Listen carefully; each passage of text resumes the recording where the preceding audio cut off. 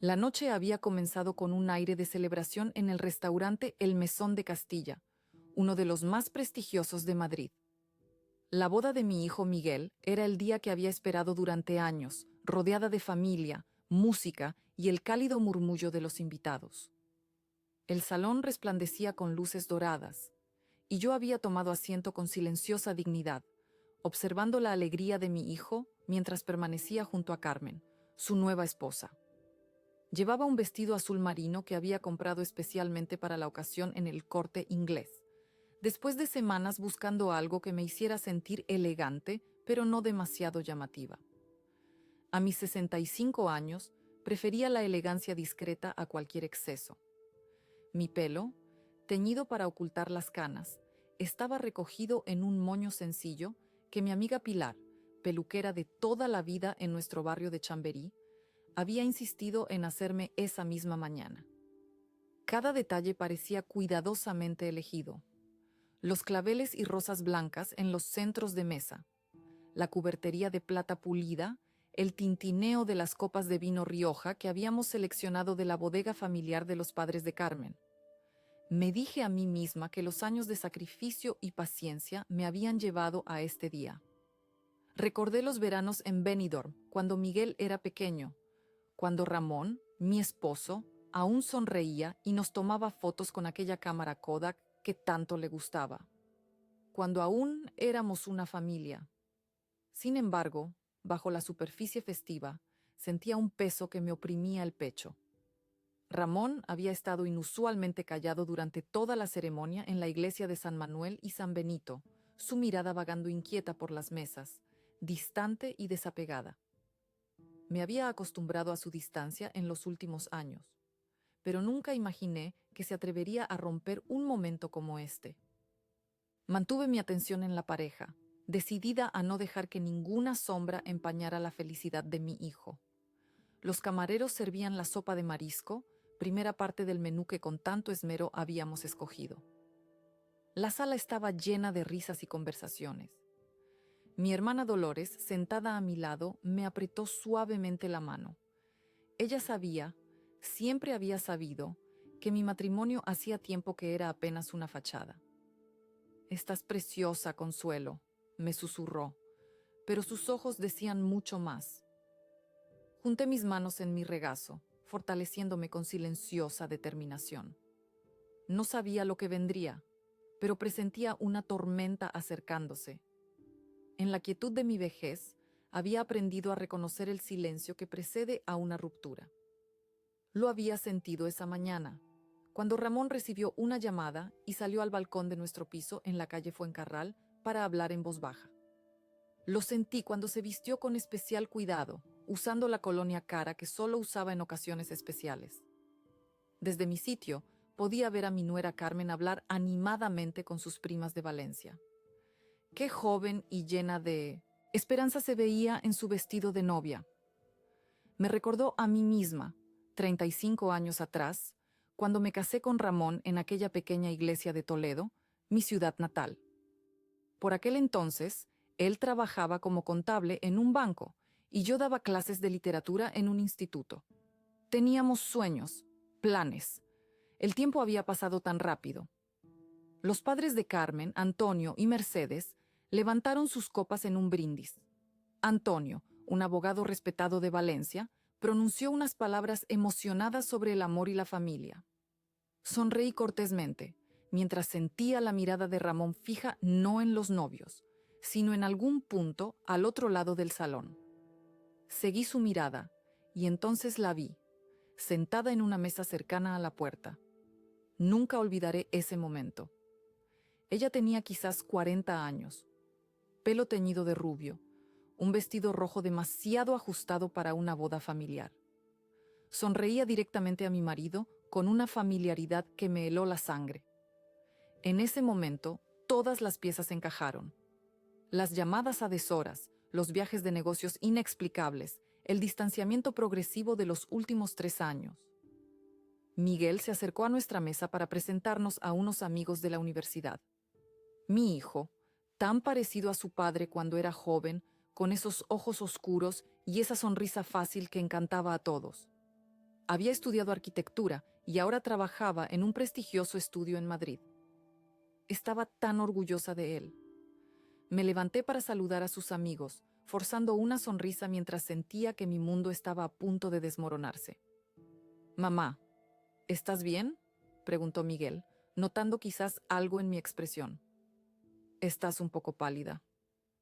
«Estoy perfectamente, cariño», respondí, apretando su mano. «Solo un poco cansada. Ha sido un día largo y emocionante». Ramón ni siquiera levantó la vista cuando Miguel se dirigió a él. Estaba ocupado escribiendo algo en su teléfono móvil con una media sonrisa que yo conocía demasiado bien. La misma que ponía cuando creía haber cerrado un buen negocio. La orquesta comenzó a tocar «Bésame mucho». Varias parejas se levantaron para bailar, entre ellas Miguel y Carmen. Los observé moverse con gracia por la pista, tan jóvenes, tan ajenos a lo que estaba a punto de ocurrir. Me preguntaba si debería advertirles, sacar a Ramón del salón, hacer algo para evitar lo que presentía. Pero una parte de mí sabía que era inevitable.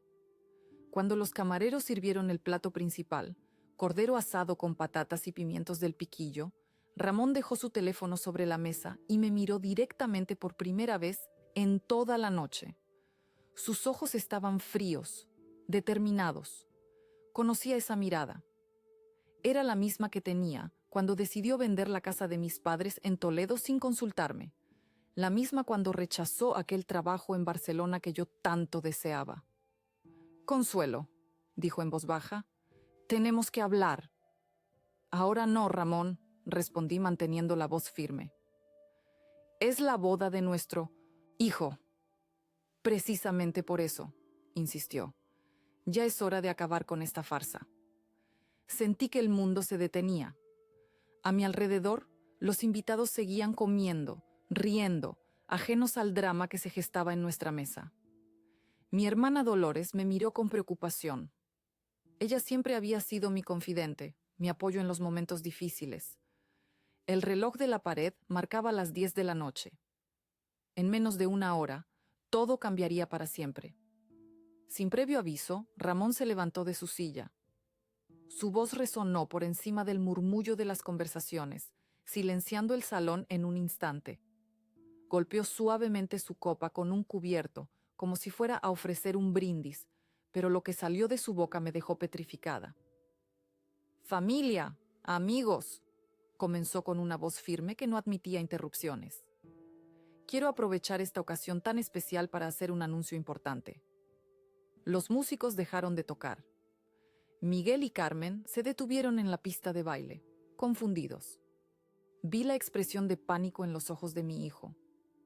«Después de 35 años de matrimonio», continuó Ramón, «Consuelo y yo vamos a separarnos. De hecho, hace ya 3 meses que vivo con otra persona». Las palabras cortaron el aire como cristales rotos, dejando un rastro de incredulidad a su paso. Sentí cómo todas las miradas se posaban en mí, algunas con sorpresa, otras con lástima mal disimulada. Mi nuera Carmen se llevó la mano a la boca, ahogando un grito. Su madre, Mercedes, murmuró algo que sonaba «¡a qué vergüenza!», mientras su marido Antonio la tomaba del brazo, visiblemente incómodo. Giré lentamente la cabeza y la vi a ella, la mujer del vestido rojo, sentada descaradamente en la misma sala, sonriendo con una copa de cava en la mano. Su risa resonó cruelmente contra el silencio atónito. Se llamaba Luisa Mendoza, según descubriría después. Una compañera de trabajo de la inmobiliaria, donde Ramón había empezado a trabajar hace 5 años, cuando dejó el banco buscando nuevos horizontes, como él decía. Tendría unos 45 años. Aunque su maquillaje excesivo y ese tinte rubio intentaban disimularlo sin mucho éxito. Los invitados se quedaron congelados, algunos con los tenedores en el aire, otros bajando la mirada avergonzados hacia sus platos de cordero a medio comer. La tía Encarnación, de 80 años, la hermana mayor de mi difunta madre, se santiguó desde su mesa, mientras que mi primo Javier, siempre tan impulsivo, se levantó como si fuera a decir algo, pero su mujer lo detuvo tirando de su chaqueta. Miguel soltó la mano de Carmen y se acercó a grandes zancadas hacia su padre. «¿Qué estás haciendo?», le espetó en voz baja pero intensa. «¿Te has vuelto loco? ¿En mi boda?». «Hijo, es mejor la verdad», respondió Ramón con una tranquilidad que me resultó insultante. «Tu madre y yo llevamos años viviendo una mentira. Ya es hora de ser sinceros». Mi hermana Dolores se levantó junto a mí, protectora como siempre. «Vamos, Consuelo», me susurró al oído. «No tienes por qué aguantar esto». Pero no me moví. Durante años había soportado sus desplantes, sus ausencias, su frialdad. Había criado prácticamente sola a Miguel mientras Ramón construía su carrera. Había renunciado a mi plaza de profesora en Barcelona para seguirlo a Madrid cuando lo ascendieron. Había tragado lágrimas en silencio cuando encontré aquel recibo de hotel en Marbella, hace ya 10 años, de un fin de semana en el que supuestamente estaba en un congreso en Sevilla. En ese momento no lloré, ni tampoco monté en cólera. Años de silenciosa resistencia me habían endurecido. En lugar de eso, respiré profundamente, sintiendo cómo la fuerza de mis años se alzaba dentro de mí. Mi voz sonó calmada, mi postura firme. El mundo podría haber esperado que me derrumbara, pero me negué a darle esa satisfacción a Ramón. La mujer del vestido rojo, Luisa, se levantó y tuvo la osadía de acercarse a nuestra mesa. «Ramón, cariño», dijo con una voz melosa que me revolvió el estómago. «Quizás deberíamos irnos ya. Creo que has dicho todo lo que tenías que decir». El padre Jiménez, que había oficiado la ceremonia en la iglesia y ahora parecía desear estar en cualquier otro lugar, se acercó discretamente a Miguel y le susurró algo al oído. Mi hijo asintió brevemente, todavía en shock. «¿Cómo has podido?», le dijo finalmente a su padre con la voz quebrada. «¿Cómo has podido arruinar nuestro día así?». «No dramatices, Miguel», respondió Ramón con un gesto displicente. «La vida sigue. Tu madre lo superará. Siempre ha sido fuerte, a su manera». Esas últimas palabras, «a su manera», pronunciadas con un tono condescendiente, fueron como una bofetada.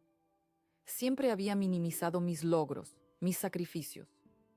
Para él, mi dedicación a la familia, mi trabajo como profesora, mis cuidados a sus padres cuando enfermaron, todo eso no era verdadera fortaleza. La fortaleza, en su mundo, era lo que él hacía: cerrar tratos, ganar dinero, conquistar a mujeres más jóvenes. Carmen se acercó a Miguel y lo abrazó por la espalda, mientras sus padres permanecían en su mesa, claramente horrorizados por el espectáculo.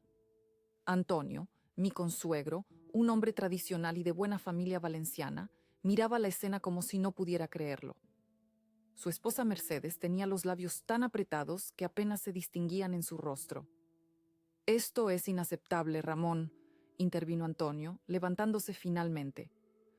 «Has arruinado la boda de tu hijo y nuestra hija. Te pido que te marches inmediatamente». «No me digas lo que tengo que hacer, Antonio», respondió Ramón alzando la voz.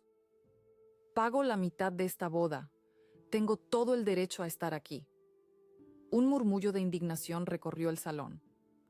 Vi a los amigos de Miguel, compañeros de la universidad y del trabajo, intercambiar miradas incómodas. Las primas de Carmen cuchicheaban sin disimulo. Los camareros, profesionales como eran, seguían sirviendo el postre, un 1000 hojas de crema, como si nada extraordinario estuviera ocurriendo.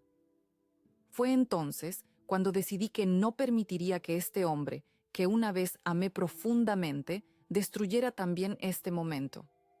Miguel merecía mejores recuerdos de su boda que este bochornoso espectáculo. Carmen no merecía que su nuevo suegro arruinara su día especial. Y yo, después de tantos años de matrimonio, merecía algo mejor que esta humillación pública. Luisa se acercó aún más a Ramón y lo tomó del brazo posesivamente, lanzándome una mirada de triunfo que intentaba decir: «Yo gané». Su perfume barato invadió mi espacio, mezclándose con el olor del vino y los restos de comida. Llevaba demasiadas joyas, todas ostentosas y brillantes, probablemente regalos de mi marido comprados con nuestro dinero común. Vámonos, Ramón, insistió ella. Este ambiente es demasiado tenso. Pero Ramón no había terminado.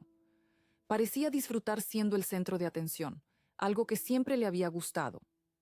De joven había sido el alma de las fiestas, el que contaba los mejores chistes, el que siempre sabía qué decir para hacer reír a todos. Ahora utilizaba ese mismo talento para la crueldad. Consuelo, dijo, dirigiéndose a mí directamente. No pongas esa cara de mártir. Sabes tan bien como yo que nuestro matrimonio terminó hace años. Esto es solo formalizar lo que ya sabíamos. Miguel dio un paso hacia adelante, pero lo detuve con un gesto. No quería que mi hijo se enfrentara a su padre por mí. No en su boda. Hijo, le dije con toda la calma que pude reunir. Ve con tu esposa. Disfruta de tu noche. Esto es entre tu padre y yo. Pero mamá, comenzó Miguel, con los ojos brillantes de rabia y vergüenza. Hazme caso, por favor, insistí. Mi nuera Carmen, mostrando una madurez que admiré profundamente, tomó a Miguel del brazo y asintió. Vamos, amor, le dijo suavemente. Tu madre tiene razón. Los vi alejarse hacia el otro extremo del salón, donde los músicos, tras un gesto del encargado del restaurante, habían vuelto a tocar.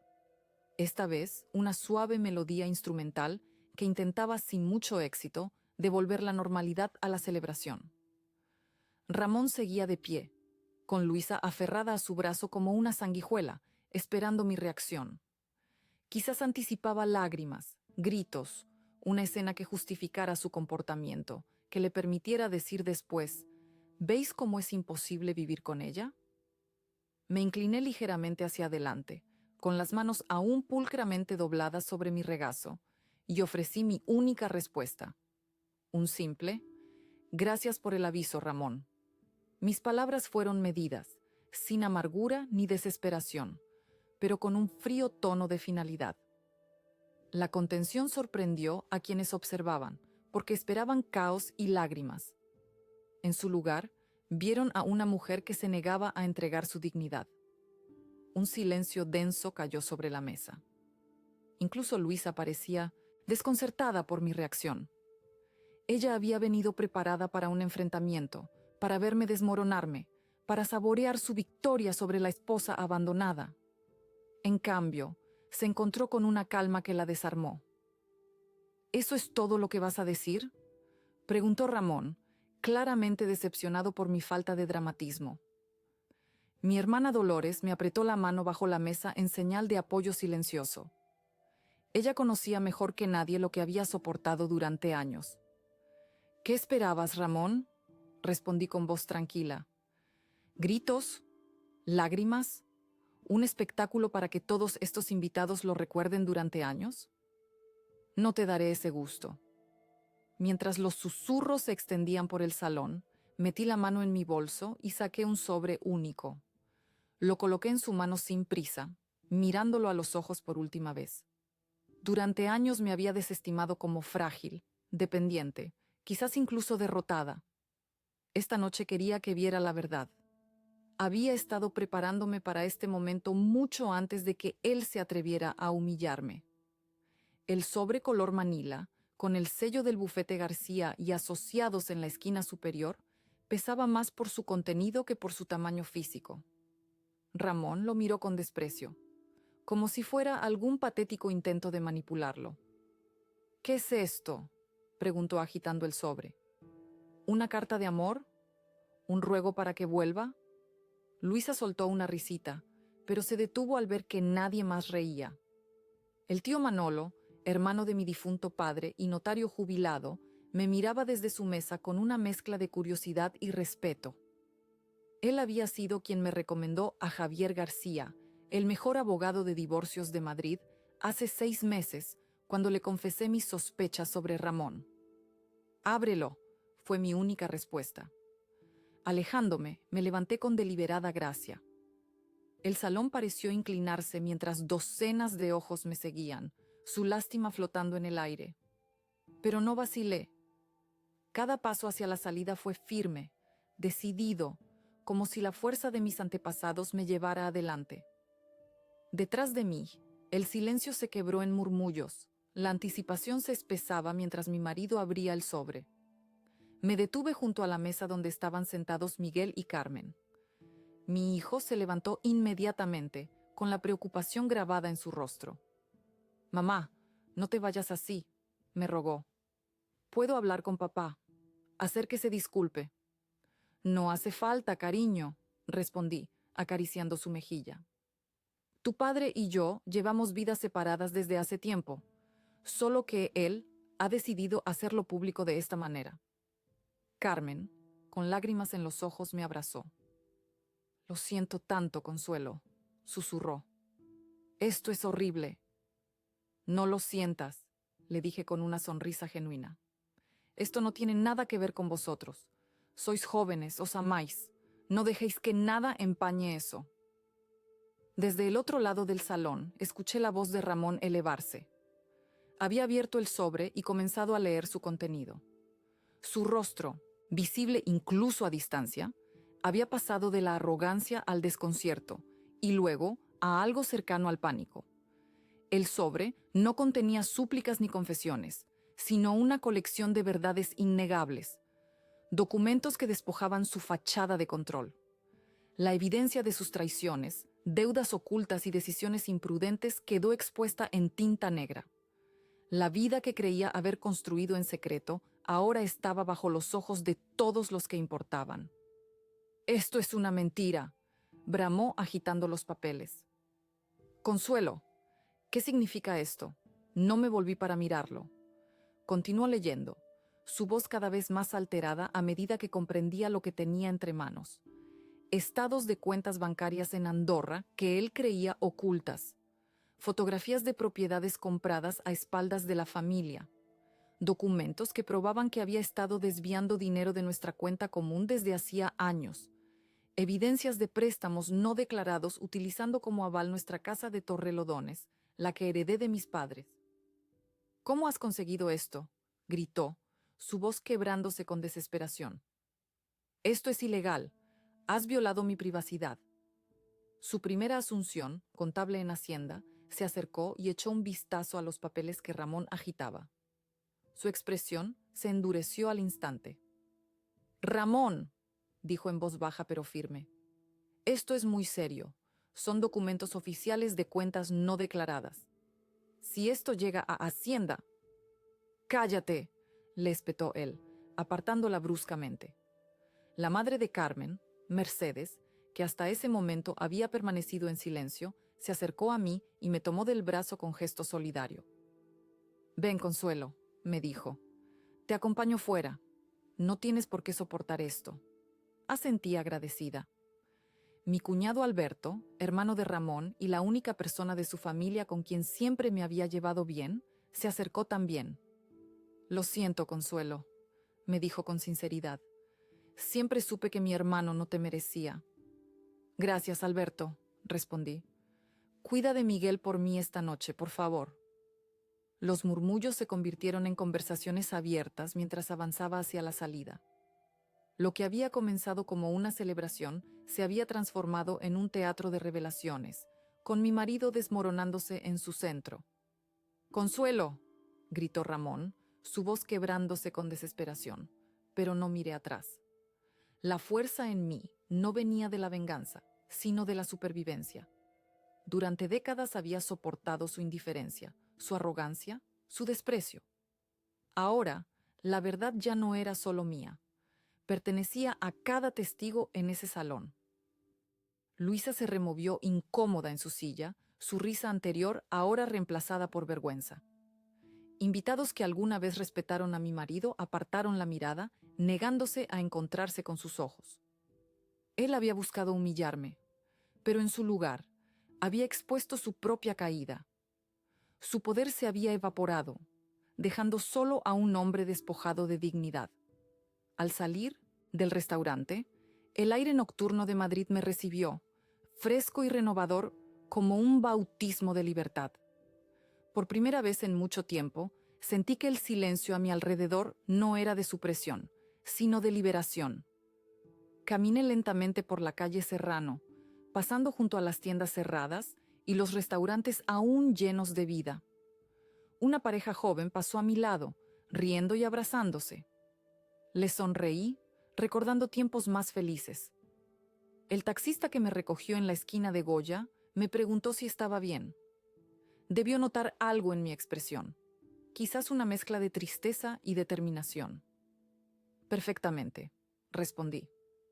Voy a la calle Fuencarral, por favor. Durante el trayecto pensé en lo que había ocurrido.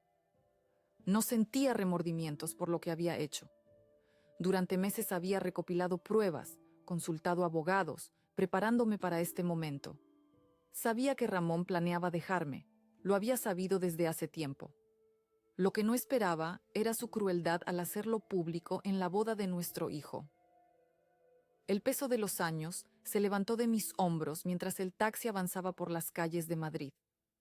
Mi vida ya no estaba ligada a sus elecciones.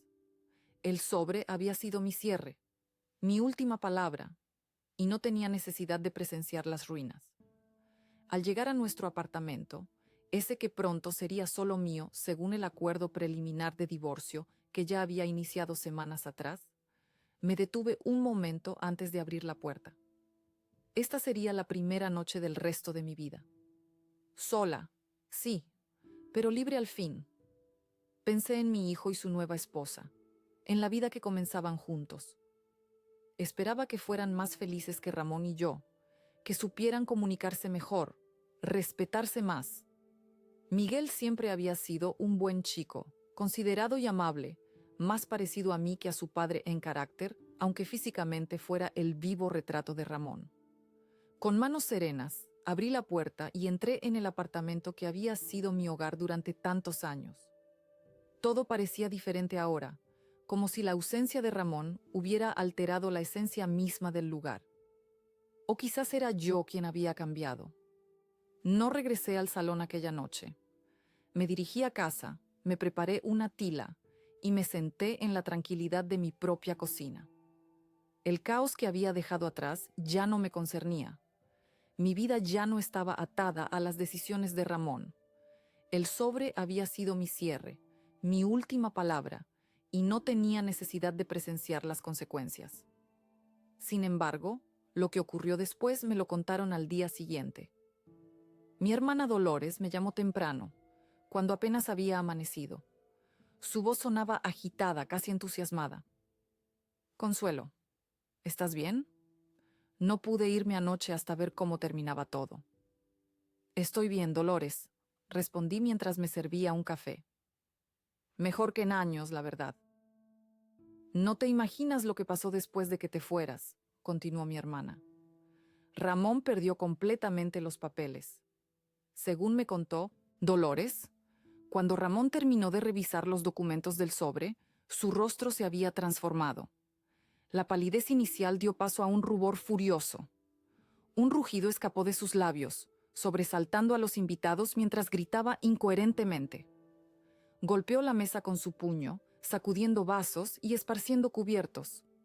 La sonrisa burlona de Luisa se desvaneció, convirtiéndose en una máscara de inquietud cuando la voz de él se elevó, llenando el salón con rabia cruda.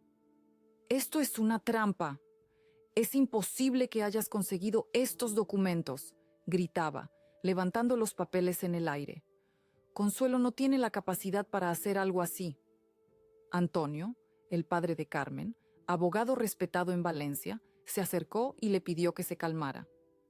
«Ramón, por favor, estás arruinando la boda de nuestros hijos».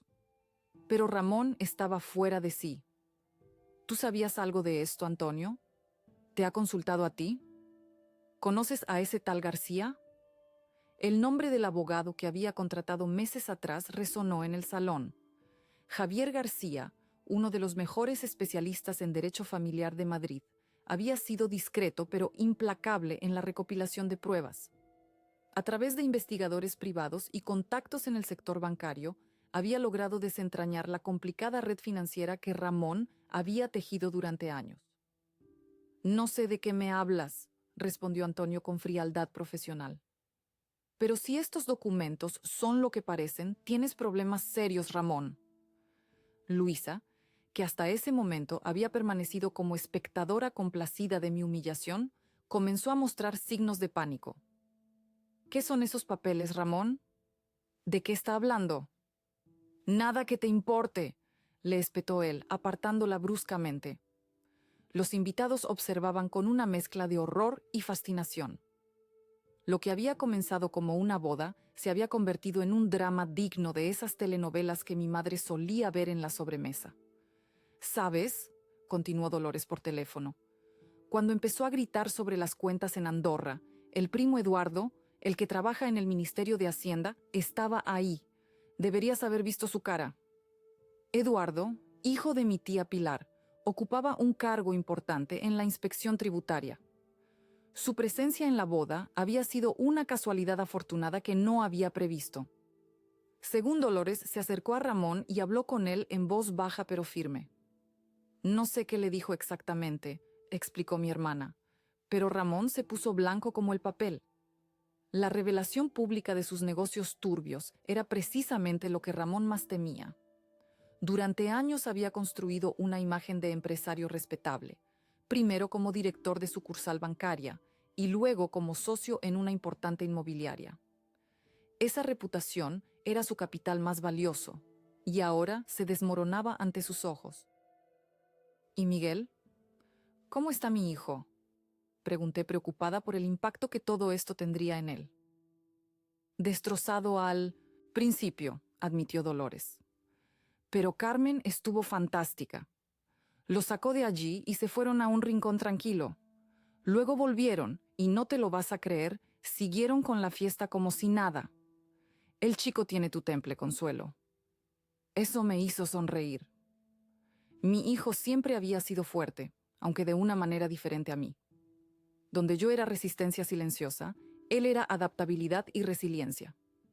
¿Y Luisa, la mujer de Ramón? Dolores soltó una risa seca.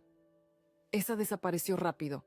En cuanto Eduardo mencionó la palabra fraude fiscal, salió pitando. Parece que no estaba tan enamorada después de todo. No me sorprendió. Siempre había sospechado que lo que atraía a Luisa no era tanto Ramón como lo que él representaba: dinero, estatus, seguridad. Cuando esas promesas se revelaron como castillos de naipes, su interés se evaporó.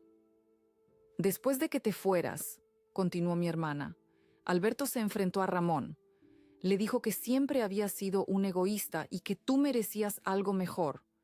Nunca había visto a tu cuñado tan enfadado. Alberto, el hermano menor de Ramón, siempre había sido el sensato de la familia Mendoza. Trabajador, honesto, buen padre para sus 3 hijos. Durante años había sido testigo silencioso del comportamiento de Ramón, pero anoche, aparentemente, había sido demasiado incluso para él. Me alegra oír eso, dije sinceramente. Alberto siempre me había caído bien. Y eso no es todo, añadió Dolores, bajando la voz como si temiera ser escuchada a pesar de estar hablando por teléfono. La tía Encarnación se levantó y le dio una bofetada a Ramón. A sus 80 años, le dijo que su madre se revolcaría en su tumba si viera en lo que se ha convertido. Eso sí me sorprendió.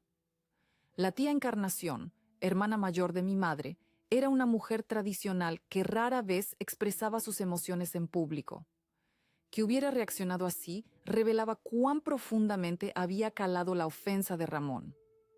A medida que Dolores me relataba los acontecimientos, sentí una extraña mezcla de emociones. Por un lado, una cierta satisfacción al saber que Ramón finalmente enfrentaba las consecuencias de sus acciones. Por otro, tristeza por lo que pudo haber sido y nunca fue. ¿Y cómo terminó todo?, pregunté.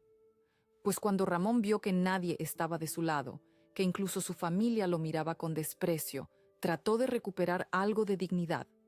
Recogió los documentos, se arregló la corbata y anunció que se iba.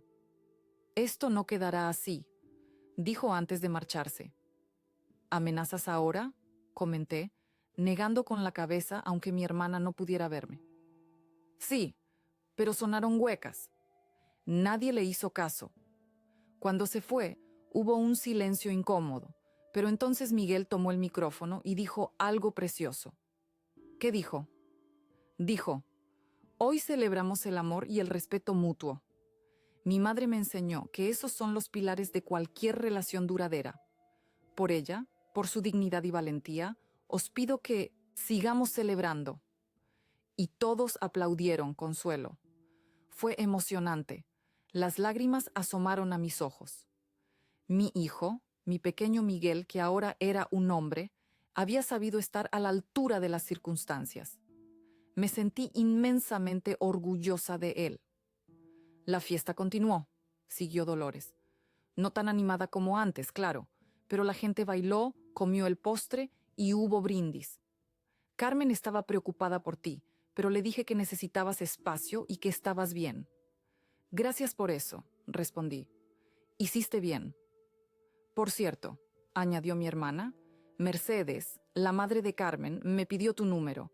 Dijo que quería hablar contigo, que sentía mucho lo ocurrido. Mercedes había sido correcta pero distante durante los preparativos de la boda. Como familia acomodada de Valencia, los Martí tenían ciertos aires que a veces me hacían sentir inferior. Que ahora quisiera hablar conmigo era una sorpresa agradable.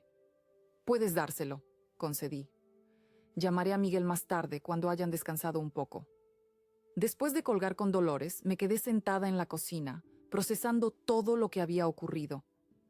El sobre que había entregado a Ramón contenía el fruto de meses de investigación discreta.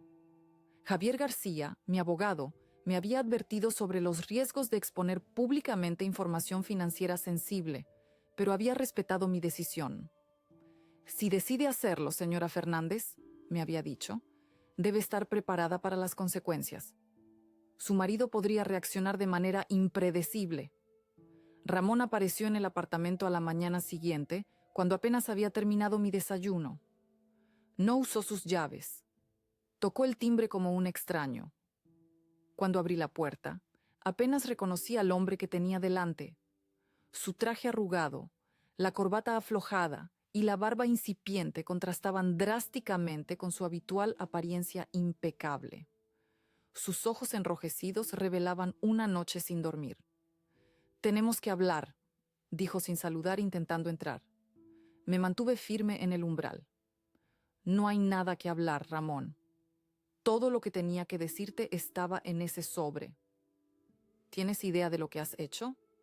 Su voz temblaba, una mezcla de rabia y miedo que nunca antes había visto en él. «¿Sabes en qué posición me has dejado?». ¿Te refieres a la posición en la que tú mismo te pusiste al ocultar dinero, mentir sobre tus negocios y engañarme durante años? Respondí con calma. Se pasó la mano por el pelo, un gesto nervioso que recordaba de nuestros primeros años juntos, cuando las cosas no salían como él esperaba. Eduardo me llamó esta mañana. Dice que tiene la obligación de reportar lo que vio. Es mi propio sobrino, por el amor de Dios. Eduardo es un funcionario honesto que cumple con su deber, repliqué. No esperes que arriesgue su carrera por encubrirte. ¿De dónde sacaste esos documentos? ¿Quién te ayudó?, exigió saber, cambiando de táctica. Tú no entiendes nada de finanzas. Nunca. Te has preocupado por cómo llega el dinero a casa. Ese comentario, tan típico de Ramón, me recordó por qué estábamos en esta situación. Siempre me había subestimado, asumiendo que mi mundo se limitaba a la cocina, el instituto donde daba clases y, como mucho, los problemas cotidianos de Miguel. Te sorprendería lo que he aprendido estos meses, respondí. Resulta que cuando una descubre que su marido lleva años engañándola, encuentra motivación para educarse en todo tipo de asuntos. Finalmente le permití entrar, no por consideración, sino porque no quería dar un espectáculo ante los vecinos. El apartamento, un piso señorial en Chamberí que habíamos comprado hace 20 años, de repente parecía demasiado pequeño para contener la tensión entre nosotros. ¿Dónde pasaste la noche?, pregunté por curiosidad mientras él se desplomaba en el sofá del salón. ¿Te importa?, respondió con amargura. En realidad no. Solo me preguntaba si Luisa sigue tan entusiasmada con su nueva vida ahora que sabe que no eres el empresario exitoso que creía. Ramón me lanzó una mirada fulminante. Luisa no tiene nada que ver con esto. ¿No? Me pareció bastante involucrada anoche, sentada en la boda de nuestro hijo, riéndose de mi humillación. Fue una estupidez traerla, admitió, sorprendiéndome con ese raro momento de autocrítica. Ella insistió. Dijo que era hora de formalizar nuestra relación ante todos. ¡Qué considerada!, comenté con ironía. ¿Y dónde está ahora tu alma gemela? Ramón guardó silencio, confirmando lo que ya sospechaba. Luisa había desaparecido en cuanto las cosas se complicaron. Era previsible.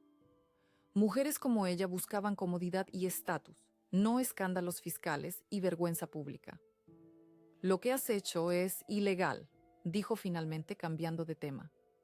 Esos documentos son confidenciales. Podría denunciarte. Sonreí. Adelante. Mi abogado estaría encantado de explicar en un juzgado cómo obtuvimos legalmente toda esa información. Estoy segura de que a Hacienda también le interesaría mucho tu versión. La mención del abogado pareció desinflar lo que quedaba de su bravuconería. ¿Quién es ese García? ¿Cómo lo conociste? Es irrelevante, respondí. Lo importante es que ya no puedes manipularme, Ramón. Se acabó. En ese momento sonó mi teléfono. Era Miguel. Dudé, pero decidí responder. Mi hijo tenía derecho a saber que estaba bien. Hola, cariño, contesté, intentando sonar tranquila. Mamá, ¿estás bien? Estamos preocupados por ti. Carmen y yo queremos pasar a verte antes de irnos a Valencia. Estoy perfectamente, le aseguré. Pero tu padre está aquí ahora mismo. Quizás sea mejor que vengáis más tarde. Al oír esto, Ramón se levantó de un salto. ¿Es Miguel? Quiero hablar con él. Negué con la cabeza. Miguel, os llamo cuando podáis venir, ¿de acuerdo? Disfrutad del día. No os preocupéis por mí. ¿Está papá contigo? ¿Te está molestando? La preocupación en la voz de mi hijo era evidente. Todo está bajo control, respondí, mirando fijamente a Ramón. Te llamaré luego. Cuando colgué, Ramón estaba furioso. ¿Por qué no me has dejado hablar con él? Es mi hijo. Un hijo al que humillaste públicamente en su boda. Dale tiempo, Ramón. No todo gira en torno a ti y tus necesidades. Se dejó caer nuevamente en el sofá, súbitamente derrotado. Era extraño verlo así, despojado de su habitual arrogancia. Durante décadas había sido el centro de nuestro universo familiar, dictando decisiones, marcando el rumbo, siempre seguro de tener razón. Ahora parecía perdido. ¿Qué quieres, Consuelo?, preguntó finalmente. ¿Dinero? ¿La casa de Torrelodones? Podemos llegar a un acuerdo razonable sin necesidad de abogados. Ya es tarde para eso, respondí. Los papeles del divorcio ya están presentados. Mi abogado se comunicará con el tuyo, si es que consigues uno que quiera representarte después de lo de anoche. ¿Divorcio? La palabra pareció golpearlo físicamente. ¿Ya has presentado la demanda? Hace 2 semanas, confirmé. Solo esperaba el momento adecuado para informarte. ¿Y tenía que ser en la boda de Miguel? Su tono acusatorio me indignó. No, Ramón. Ese fue tu regalo para nuestro hijo, no el mío. Yo habría preferido una conversación privada, como adultos civilizados. Tú elegiste el espectáculo público. Se levantó y comenzó a caminar por el salón, pasándose las manos por el pelo repetidamente, un signo de nerviosismo que conocía bien. Esto es una pesadilla. Eduardo dice que podría enfrentar cargos por evasión fiscal. Antonio me ha llamado para decirme que la familia de Carmen está consternada y que podría afectar a nuestros negocios conjuntos. Incluso Alberto se ha puesto en mi contra. No sentí lástima. Durante años, Ramón había construido su vida sobre mentiras y manipulaciones, confiando en que su encanto y posición social lo protegerían de las consecuencias. Ahora, esa protección se había evaporado. ¿Sabes qué es lo peor?, continuó, más hablando consigo mismo que conmigo. Luisa me dijo anoche que necesitaba espacio para pensar. Después de insistir en venir a la boda, después de todas sus promesas, ahora resulta que necesita espacio. Contuve el impulso de decir, te lo dije. En cambio, me limité a observarlo. Este hombre que una vez había amado con toda mi alma, ahora reducido a una sombra de sí mismo. ¿Dónde vas a vivir?, pregunté, más por curiosidad que por preocupación. No lo sé, admitió. Supongo que en un hotel por ahora. El apartamento donde estaba con Luisa, bueno, ya no es una opción. Puedes llevarte tus cosas hoy, le informé. He cambiado las cerraduras, así que es mejor que lo hagas ahora. Me miró sorprendido. ¿Has cambiado las cerraduras? ¿Cuánto tiempo llevas planeando esto, Consuelo? El tiempo suficiente, respondí simplemente. Se acercó a mí entonces, con una expresión que no supe interpretar. Por un momento pensé que intentaría algún gesto conciliador, quizás incluso pedir perdón. En cambio, su rostro se endureció. «Te arrepentirás de esto», dijo en voz baja. «No tienes idea de con quién te estás metiendo». «Te equivocas, Ramón», respondí, sosteniendo su mirada. «Sé exactamente con quién me estoy metiendo. Te conozco mejor que nadie. Conozco tus fortalezas, tus debilidades, tus miedos, y ya no te tengo miedo». Se quedó inmóvil, como si mis palabras lo hubieran golpeado físicamente. Por primera vez en nuestro matrimonio, era yo quien tenía el control, y ambos lo sabíamos. «Recoge tus cosas y vete», le dije con calma. «Mi abogado se pondrá en contacto contigo para discutir los términos del divorcio». ¿Y si me niego? Su último intento de recuperar algo de poder. «Entonces las cosas se pondrán mucho peor para ti», respondí. «Los documentos que viste anoche son solo una pequeña parte de lo que tengo. Piénsalo bien, Ramón». Mientras lo veía dirigirse al dormitorio para recoger algunas pertenencias, sentí una extraña sensación de calma. No era felicidad, ni siquiera satisfacción. Era la tranquilidad de quien por fin dice la verdad después de años de silencio.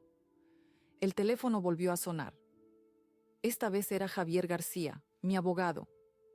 «Señora Fernández, ¿cómo se encuentra?» «Mejor de lo que esperaba», respondí honestamente. «Me han informado de lo ocurrido anoche», dijo. «No era exactamente lo que habíamos planeado, pero entiendo por qué actuó así». «¿Hay algún problema legal por haber mostrado esos documentos?» «No se preocupe», me tranquilizó. «Todo se obtuvo por vías legales. Su marido puede amenazar, pero no tiene caso». Mientras hablaba con García, Ramón salió del dormitorio con una maleta pequeña. Me miró fijamente, pero yo continué mi conversación sin inmutarme. «Perfecto», le dije al abogado. «Manténgame informada de cualquier novedad». Cuando colgué, Ramón seguía ahí, como esperando algo. Un último intercambio, quizás. Una palabra final. 35 años, Consuelo», dijo finalmente. 35 años juntos para terminar así. «No, Ramón», corregí. 35 años para finalmente comenzar de nuevo. Esa es la diferencia entre tú y yo. Tú ves un final. Yo veo un comienzo. Una semana después de la boda, me encontré tomando café en la terraza del Café Comercial, uno de esos lugares emblemáticos del Madrid antiguo que tanto me gustaban. La plaza de Olavide bullía de actividad en aquella mañana de primavera. Parejas paseando, niños jugando, ancianos disfrutando del sol. La vida continuaba, ajena a mis pequeños dramas personales. Miguel y Carmen habían aplazado su viaje de novios a Tailandia, preocupados por la situación.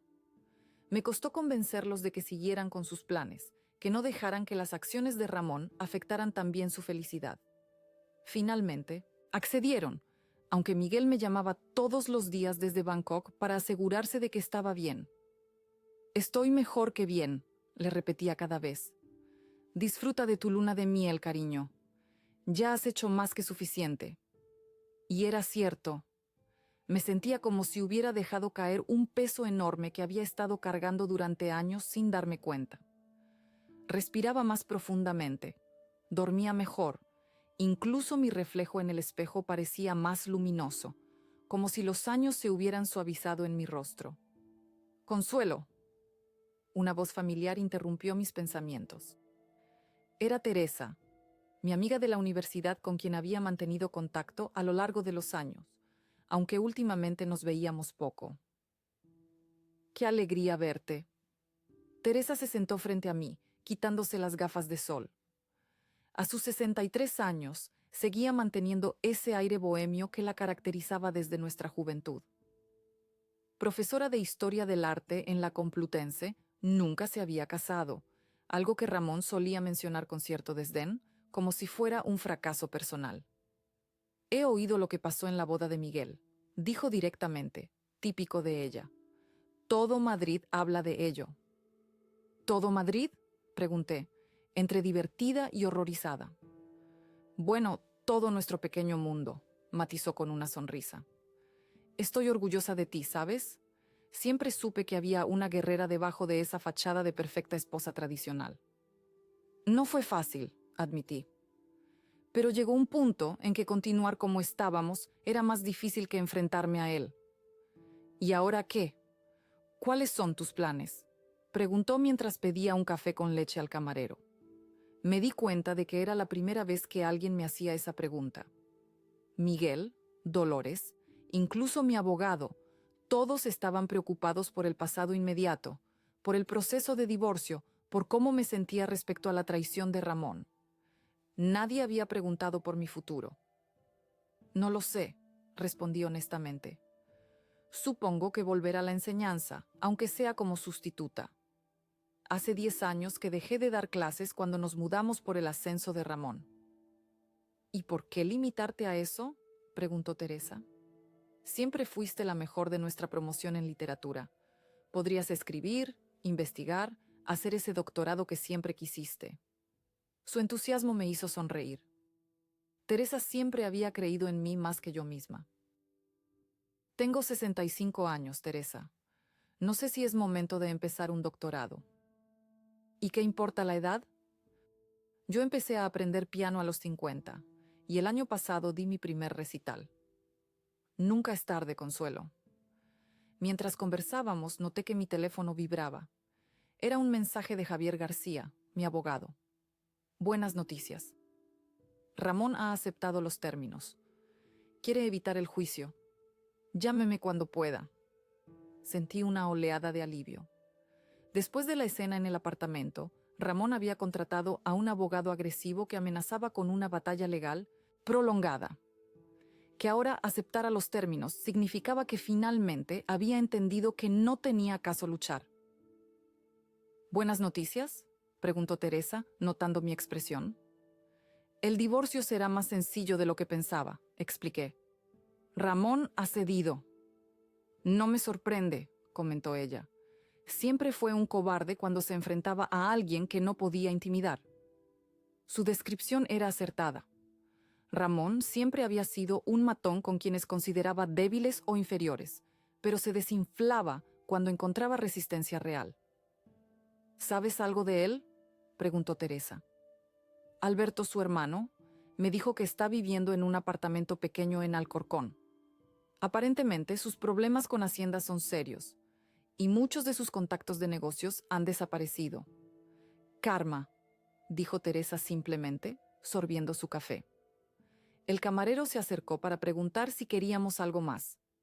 Pedí otra infusión de manzanilla, disfrutando de la novedad de tomar decisiones simples sin consultar a nadie, sin preocuparme por si a Ramón le parecería un gasto innecesario o si criticaría mi elección. «¿Sabes qué deberías hacer?», dijo Teresa de repente. «Viajar. Siempre hablabas de conocer Italia, Grecia, los lugares donde nacieron todos esos autores que amas». «He estado ahorrando», confesé. Durante años, cada vez que podía, apartaba un poco. Ramón nunca lo supo. «Esa es mi chica», exclamó Teresa, llamando la atención de las mesas vecinas. «¿Ves? Siempre hubo una rebelde dentro de ti». Reí, sintiendo una ligereza que no había experimentado en años. No sé si rebelde es la palabra. Diría más bien previsora. Como quieras llamarlo. Lo importante es que ahora eres libre para hacer lo que desees. ¿Qué te parece si empezamos por algo más cercano?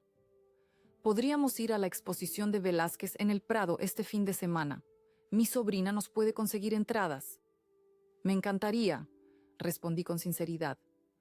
Después de despedirme de Teresa, decidí caminar un rato antes de volver a casa. El día era perfecto, con ese aire primaveral que hace que Madrid parezca más limpia, más luminosa. Pasé junto a la estatua de Lorca en la Plaza de Santa Ana y recordé sus versos sobre la libertad y el amor.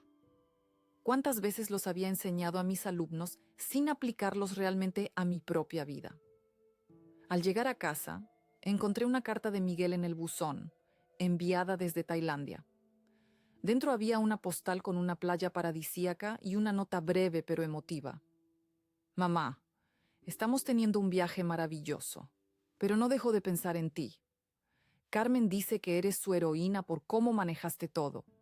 Yo siempre lo supe. Te queremos. Pronto estaremos en casa para celebrar tu nueva vida. Miguel y Carmen. Las lágrimas acudieron a mis ojos, pero eran diferentes a las que había derramado tantas veces en soledad. Estas eran lágrimas de gratitud, de esperanza. Esa noche, mientras preparaba la cena solo para mí, un simple revuelto de espárragos que a Ramón nunca le gustó, sonó el teléfono. Era Mercedes, la madre de Carmen. Consuelo, ¿cómo estás? Su voz sonaba cálida, sincera. Bien, Mercedes, gracias por llamar. Quería disculparme por no haber hablado contigo antes. Todo fue tan inesperado. No tienes que disculparte, le aseguré. Fue difícil para todos. Antonio y yo queremos que sepas que te admiramos profundamente, continuó. La dignidad con la que manejaste esa situación, muchas mujeres se habrían derrumbado. Sus palabras me conmovieron. Durante los preparativos de la boda, había sentido cierta distancia por parte de los padres de Carmen, como si no me consideraran a su nivel. Ahora, irónicamente, parecía haber ganado su respeto. Estamos organizando una cena cuando los chicos vuelvan de su viaje, añadió. Nos encantaría que vinieras, solo familia cercana. Me encantaría, respondí, sorprendida por la invitación. Después de colgar, me senté en el balcón con mi cena y una copa de vino blanco. El cielo de Madrid se teñía de naranja y rosa, y las luces de la ciudad comenzaban a encenderse como pequeñas estrellas. Abajo, en la calle Fuencarral, la vida continuaba su ritmo incesante, estudiantes camino a los bares, parejas paseando, turistas consultando mapas. Pensé en los años que había pasado en este apartamento, en esta ciudad, los buenos momentos, el nacimiento de Miguel, las navidades en familia, las tardes de domingo en el retiro, y los malos, las discusiones, las soledades, las mentiras descubiertas. Todo formaba parte de mi historia, pero ya no definía mi futuro. Al día siguiente tenía cita con Javier García para firmar los documentos preliminares del divorcio. Después pasaría por el instituto donde había enseñado literatura durante 20 años para preguntar por posibles sustituciones. Y luego quedaría con Dolores para ayudarla a elegir un regalo para su nieto recién nacido. Pequeños pasos hacia una nueva vida. Nada espectacular, nada dramático, pero auténticamente mío. Mientras terminaba mi vino, pensé en lo que había dicho a Ramón. Tú ves un final. Yo veo un comienzo. Y era cierto. A mis 65 años, cuando muchos pensaban en retirarse, en reducir actividades, yo sentía que apenas empezaba a vivir de verdad. Recordé un poema de Carmen Conde que solía enseñar a mis alumnos de bachillerato. No es tarde nunca para quien encuentra el valor de comenzar. Durante décadas había citado esas palabras sin aplicarlas realmente. Ahora, finalmente, entendía su verdadero significado. El teléfono volvió a sonar. Esta vez era Alberto, mi cuñado. Consuelo, perdona que te moleste tan tarde. Solo quería saber cómo estabas. Estoy bien, Alberto. Gracias por preocuparte. Ramón bueno, está destrozado, dijo con cierta incomodidad. No lo estoy defendiendo, que conste. Se lo ha buscado. Pero creo que por fin se está dando cuenta de lo que han perdido. Es tarde para eso, respondí sin amargura. Pero me alegra que reflexione. Será mejor para Miguel. Siempre pensando en los demás, comentó Alberto. Esa es la Consuelo que conozco. Después de despedirnos, volví al balcón. La noche había caído completamente sobre Madrid, pero la ciudad nunca dormía realmente. Como yo, pensé con una sonrisa. Demasiados años de sueño, de conformidad, de silencio.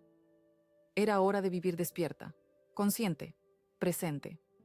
En una semana, Javier García me entregaría los papeles del divorcio oficialmente firmados. En 2 semanas, Miguel y Carmen volverían de su viaje. En un mes, si todo iba bien, comenzaría a dar clases de nuevo, aunque fuera como sustituta. Y entre tanto, quizás viajaría un poco, leería esos libros que había ido acumulando a lo largo de los años, visitaría museos y exposiciones con Teresa, recuperaría amistades perdidas. Pequeñas alegrías cotidianas que, sumadas, conformarían una vida nueva, auténtica, mía. Esa noche, mientras me preparaba para dormir en la cama que durante tantos años había compartido con Ramón, sentí una calma profunda. La traición había intentado romperme, pero en su lugar, me había liberado. Ya no era simplemente una esposa definida por las elecciones de un hombre. Era una mujer, templada por las pruebas de la vida, entrando en los capítulos finales de su historia con una fuerza inquebrantable. Y mientras apagaba la luz, pensé que quizás esos capítulos finales serían los más interesantes de todos.